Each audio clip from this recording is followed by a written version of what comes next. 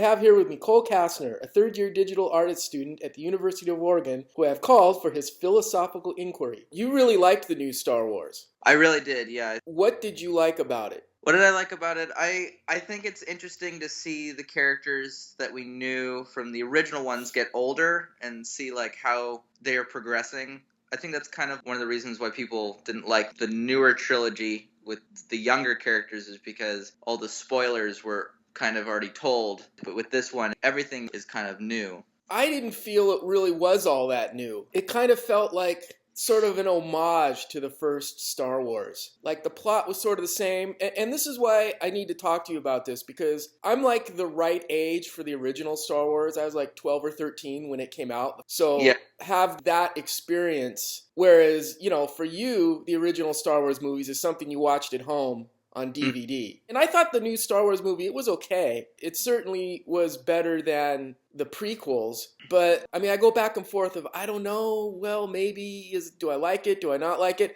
And maybe it's just because I'm too old to understand what people like now. What is considered great. I think people are trying to see all Star Wars fans as one Star Wars fan group. The things that happen is because the way that Star Wars is created is people that, like you, who are interested in the first three and then disappointed by the next three, is a certain kind of Star Wars fan. And then my age group, who basically grew up with Anakin, grew up with Darth Vader, being like this evil little kid, and you get to see how he turns evil. And it's not as epic like the first three. It's just kind of an emotional, like, character development. So I think for me as a fan, I'm in the Star Wars movies for like the character development, because I get to watch Anakin grow up and like see how things like progress. And for your kind of Star Wars fan group, it's more about the epicness and the spectacleness of it. Maybe that can really hit the nail on the head of what I sort of had an issue with, and you sort of seem to point it out here, is that Kylo Ren, the bad guy. My bad guy is like all-powerful. Darth Vader has like the bitchin' costume. He's the right-hand man of the Emperor. He's number one on the list of badassness. How are you going to stop this guy? He's like the bad guy. The bad guy in this movie, to me, he comes on and basically he looked like a Jawa when I first saw him. I thought, is this like a big Jawa with a mask on? He's throwing temper tantrums after that. And then he takes off his mask and he looks like the bass player in the opening emo band. And I'm thinking, this is like the villain? I like my villains like Darth Vader. And I was thinking about it afterwards and go, well, maybe this is the villain of the new generation, the troubled youth who kind of sucks. Yeah, I think to put on that, I think every single thing about that character was supposed to be questionable. Even that he took off his mask in the first place. Like, I think the first time he takes it off is when he's torturing the main girl, Rey, right? And she's like, at least I'm not being, like, something about a creature in a mask. And that hits him in the sense of, well, I don't want to be seen as a creature in a mask, so I'm going to take it off and pity her to show that I'm not some creature, which shows that he has some humanness or humility. That's a sign of weakness in a character. So I think they really want to push that he's on both cusps for most of the movie, that he's both half good, half evil. His half evil part is the mask. His half good part is that he's willing to take it off and show his sensitivity and his dorky kind of face. But my point is, he's not very badass. He's kind of lame. I think he'll get more badass in the next couple films, because I think this movie was to show that he was on the cusp of being badass. When I saw the first Star Wars movie, every time the Death Star blew up, people were going ape shit in the theater. You could feel the investment. When I saw it this time, I was like, The Empire was way more badass. In this new movie, they're on some ice planet. Life has got to kind of suck if you're in the First Order. You live on this crappy planet. Your general is like some punk kid. The leader, gleaming First Order stormtrooper chick. You couldn't tell from looking at the uniform if that was a chick or not. I thought they were playing up maybe the First Order was a little, like a boys club. And even that character, which, is even on the poster, kind of reprimanded Finn and then easily gives up all the plans to the giant death planet. And then that's sort of the end of that character. Yeah, it seems that there isn't a lot of backstory in the sense of when they stopped using clones. Because they did mention twice that all the stormtroopers from this generation were all just taken from families. And see, that's another thing that confuses me is that, when first Star Wars came out, there was no lore. You just went to the movie and this was it. It was the first time you ever saw it. There was an Empire, there was Rebels. Now there's been like 30 years of lore. Mm-hmm. And do the new Star Wars fan, do they go into this new movie with all this other lore that's not in the movies, from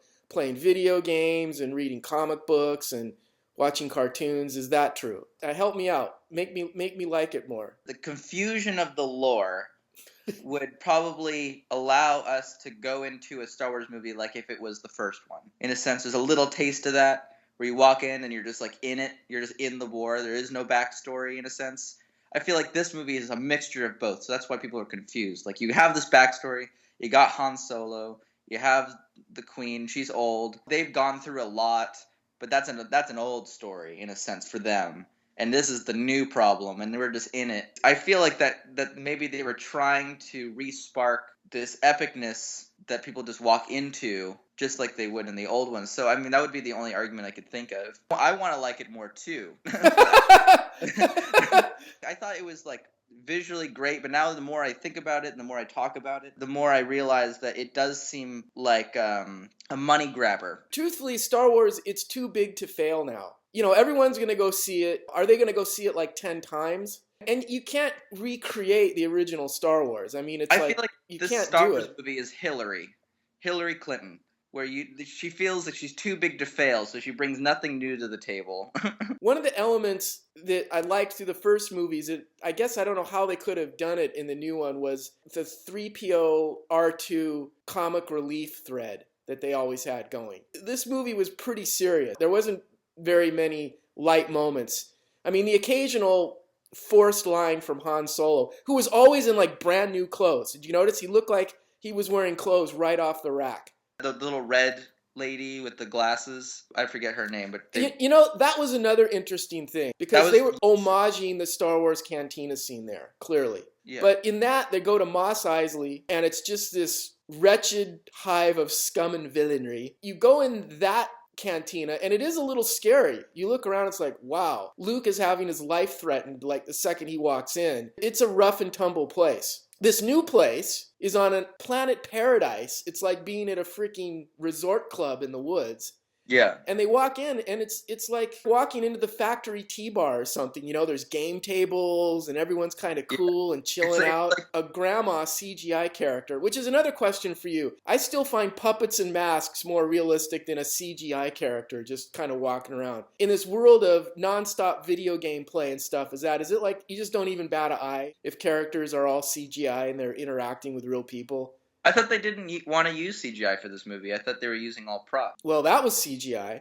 I know it was, but that's interesting that they were really trying to push that, and they did it anyway. I mean, I know there's CGI and everything, but I thought they had enough money to at least build a robot or something. I also was wondering, Luke Skywalker, why would you leave his precious lightsaber in an unlocked box where anybody can walk in and look at it? We still don't know why that door opened. That's the one thing. We're not sure if that was unlocked. We don't know if I guess the conspiracy is something about her or the Force opened the door. Maybe that's the whole Force Awakens, because Rey is sitting there doing Obi-Wan Jedi mind tricks just spontaneously. That's probably the best example of the flaw in this movie. Instead of adding to everything, they just went back to everything. This movie is, even though in the future, no different than the newer 3 that goes back to the past. In the sense of, like, if the Force, like a Jedi mind trick that doesn't always have to be the same per Jedi, that actually has a bad message in the sense of, like, every Jedi is the same. It almost felt like when they started writing it, they had a list and go, okay, here's our list of things that we need. We need a cantina scene. We need a Jedi mind trick. We need a big, giant kind of Death Star thing. We need to have secret plans in a droid. This is all the stuff that we need to have. We need to have a bad guy with a mask that distorts his voice. We need this stuff, and let's start writing. This whole movie, if you really think about it, is for the demographic for my generation. Well, that's why I'm asking you these questions. It's for my generation, because think about it this way. Rey is sitting in a chair. She says, "You will come over here and unlock my shackles." And then the guy's like, "What?" So the first thing you think of is, oh my God, Rey's in danger. It might not work. I don't want the person I've emotionally developed myself with to be hurt, right? When in reality, your generation is probably looking for a new Jedi mind trick and wants to see if that Jedi mind trick will work or not. It creates suspense. Actually, I thought what was going on is it was a shout out to our generation. Oh yeah, I remember that. That Yeah, was yeah. so cool when Obi-Wan did it. Now she's doing the same thing.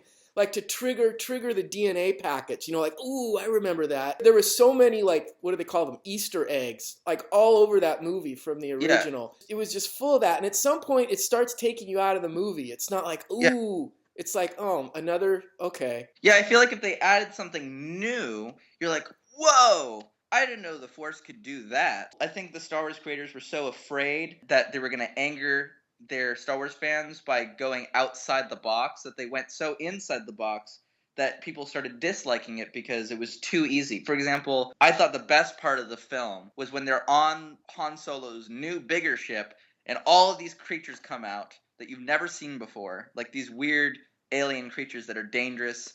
And they're like, haven't you heard of the massacre on da-da-da? And she's like, no. And he's like, good. It would have been great if they told us a little about that, because that's new information. That's exciting. It's exciting to see a new monster. It's exciting to see how new ways that people die, even though it's gruesome. It's exciting that it's completely new. I think they've created such a template for themselves so heavily that they've destroyed their own creativity. I'd say it was above average. It delivered what it needed to deliver. You can't recreate the original Star Wars. The original Star Wars is just... Well, that's what they tried to do. And I think that you're completely right. You can't. And when you try to, it becomes a little like, eh. It felt overly politically correct, too. Because in this one, when they had the resistance fighters, like in the original Star Wars, it looked like a bunch of dudes that were like fighter pilots, and this is what they did. And they were... some young guys, some old guys, but they were fighter pilots. This looked like they walked into a hipster club and recruited a bunch of people. You had like fat bearded guy, you had young Asian chick with too much lipstick on, and their new ace fighter pilot felt like they were trying to like have the new Han Solo guy. Devil may care, fast talking. When an artist makes things out of fear, they stay in the cliches. They don't want to go outside the box. They're stuck. So I feel like Star Wars was a movie made out of fear because they were afraid to anger people rather than trying to just be creative. And there was so much pressure on it. I don't blame them. The original Star Wars came out of George Lucas's head. Just kind of came out of one guy's head. Yeah. And now it's just this big conglomerate. And what worked for the first Star Wars is what didn't work for the prequels, because it was also out of one guy's head. But at this point, George Lucas was a billionaire, could basically do whatever he wanted. So that was one guy's head that didn't really work. So now it's a big committee thing. And I think they keep merchandising in mind. Like when that stormtrooper is fighting Finn and all of a sudden the thing pops out of his arm. To me, that's like, oh, that's going to be a new toy, isn't it? So what George Lucas did at first is he was this guy who really wanted to write a movie about a war in space, and he just did what he wanted because he was George Lucas and he's the artist. And Disney is a people-oriented company. They're about trying to make everyone needs to love it so that everyone can buy a toy. The majority doesn't love it, then you're not going to sell enough toys. So this movie is based off of the money, not about the individual process. The other thing, too, is we live in different times now. Back when the original Star Wars came out, it wasn't a politically correct world. And now we live in this PC world. I guess really the Star Wars movie can only be so good because of the corporate constraints. You have to walk a lot of fine lines. You have to appease everybody. When George Lucas made Star Wars, it was wide open. But now it's become such a monster. What do your peeps think of the new Star Wars movie? What's the general consensus? I personally think everyone thinks it's an Easter egg. Okay, so nobody's giving it an A+. No, I wouldn't give it an A+. I think they did their best while trying to make everyone happy, because no one's going to be happy right now. We're in this weird purgatory of getting out of suffrage and getting into equalism. Star Wars has become so big that as long as you give people enough of what they want, you're going to hit a home run every time. I think Disney knows that this is a overly sensitive PC culture, and they know that they can't be creative. And so they're just like, you know what, this is just a time for us to make money. When people are less sensitive, we'll be more creative again. We're not angry that they made it this way, because we know right now that people are oversensitive. If the world wasn't oversensitive, you'd be like, come on, Disney, why are you trying to baby us? You know? They gave us a PC Easter egg is what we got. They gave us a PC Easter egg because that's all everyone could handle right now in this culture. In reality, it's really true. No one can handle anything else. PC culture, thank you. You've ruined movies for the next 30 years.